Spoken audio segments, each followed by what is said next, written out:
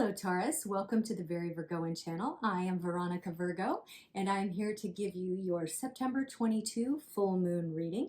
Please excuse Harry's bottom. It is present in a lot of my videos. There goes his elevator butt, as he loves to be with me when I do tarot readings. So I'm just gonna work around him today. A little bit about the deck that I'm using. The box is a little busted up because I bought it secondhand, but it's a really beautiful deck called the New Palladini Tarot with these great Ouroboroses, Ouroboros, I'm not sure how that would be pronounced, on the back, and some really cool, almost graphic design images on the front. I haven't used it a lot, but I have been over the last couple of days and really find it very cool. I like its interpretations, its imagery and stuff. We'll also be using the Moonology Oracle cards with this gorgeous, almost watercolor-like artwork, and it provides a lot of context for your reading. The reading that I'll be doing today is a 3-card reading: your immediate past, your present, and your immediate future. So over the next 2 weeks of the full moon cycle, which, by the way, I did want to talk about.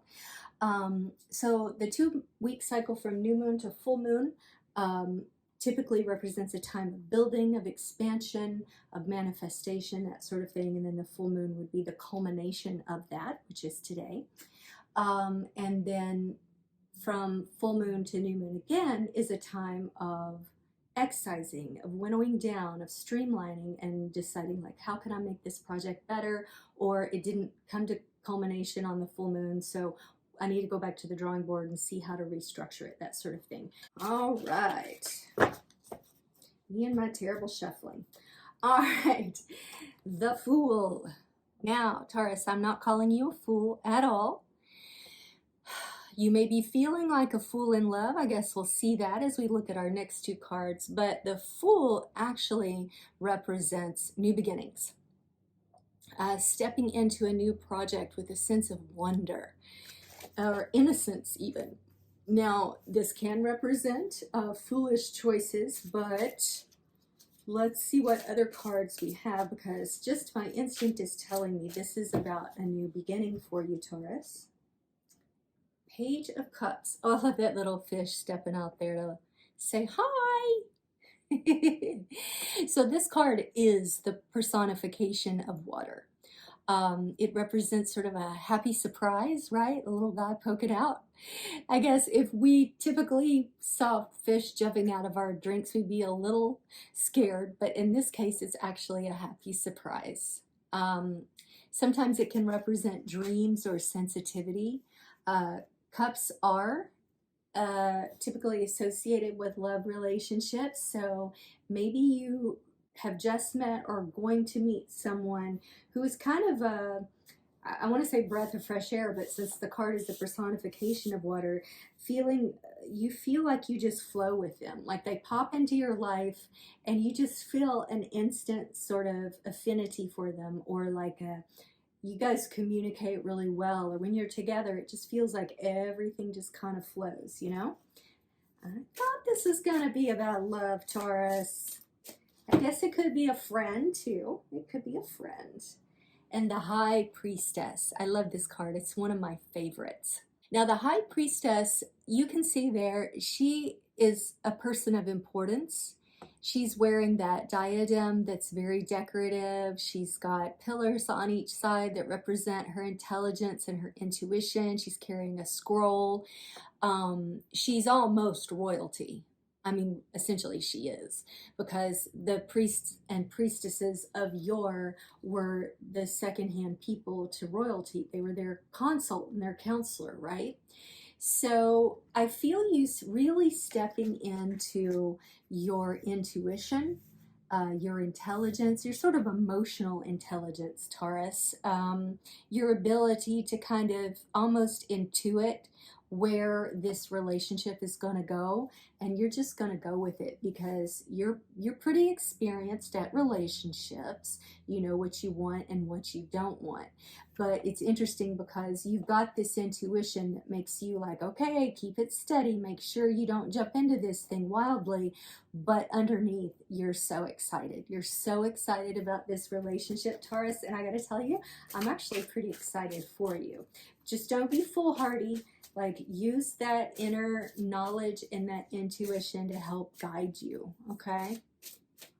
And I would even say, given the water in this reading, that you could do a little dream work. Maybe write down your dreams or record your dreams as soon as you wake up, because that's going to give you some great intuitive tools as well.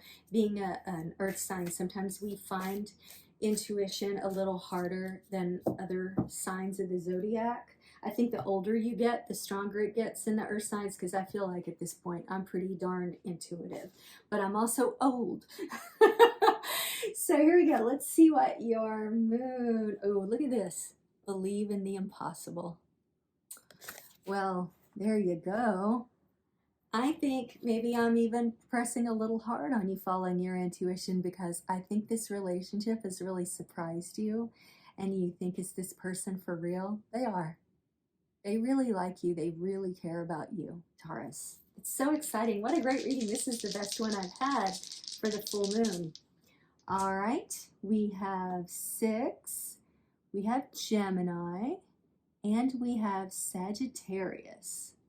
I tend to think that you have maybe Gemini in your Mercury, and if you do, Taurus, this is speaking specifically to you. This is pointing towards your air, your knowledge, your intellect, your intuition, right? And I want to say that Sagittarius is the person you're involved with, even though they're being represented by a fish here.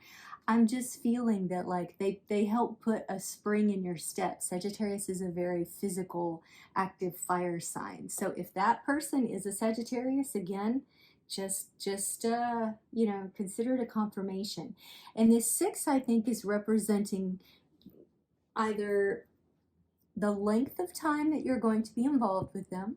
So see that as something of like, well, you know, everything is impermanent and I'm going to enjoy this relationship for as long as it lasts. Or it may take 6 months for you guys to get in a place where you feel completely comfortable with commitment, Taurus.